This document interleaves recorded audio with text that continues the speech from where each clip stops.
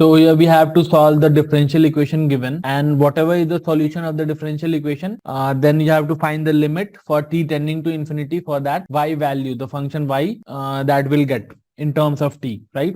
So this is the first order differential equation, right? This is the first order linear differential equation, right? So I'll just tell you, the brief of how do we solve, any first order linear differential equation. So if we have anything like this, dy upon dt plus a function of t times y is equal to another function q of t. If our equation be like this, so we have to first find the integrating factor that is given by e times integral of this function p t dot dt.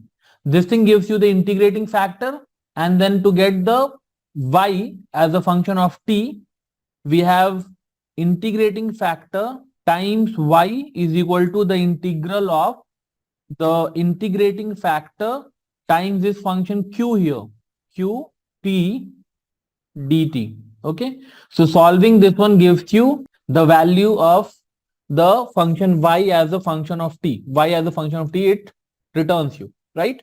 So the same process I'll be using to solve this and get the y, okay, as a function of t, right? So for this one, what is our function p? P is alpha, if you can see. So the integrating factor for this differential equation, the integrating factor is going to be e to the power the integral of alpha dt. That is e to the power alpha t, right? E to the power alpha t is the integrating factor, right? So again, now I'll use this one once I have the integrating factor. That means y times e to the power alpha t is equal to the integral of the integrating factor, that is e to the power alpha t times qt. Q is this function gamma times e to the power minus beta t dot dt. Now I have to evaluate this integral here, right? So for that, gamma is a constant, will be coming out ye alpha t is equal to gamma times e to the power alpha minus beta t dt. That is the same as, once you integrate, this is gamma times e to the power alpha minus beta t upon alpha minus beta plus the constant of integration p we put here. Okay, so that means from there we are getting y from this equation here.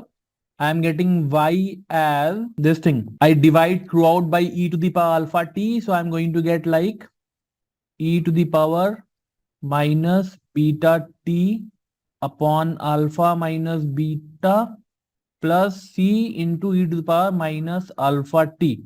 This is what you'll get for y. Okay, fine. Now we have the y, the value of y as a function of t we have now in this one only. Now I have to put limit t tending to infinity.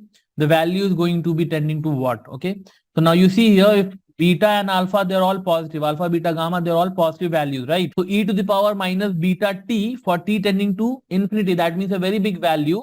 This first term is going to be tending to 0 and the second term also, right?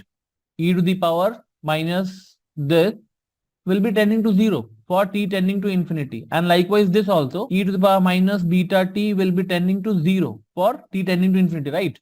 Because that is 1 upon a very big number tending towards 0. So the value of y overall is going to be going towards 0, tending towards 0, right? So the answer here will become 0. That is option A.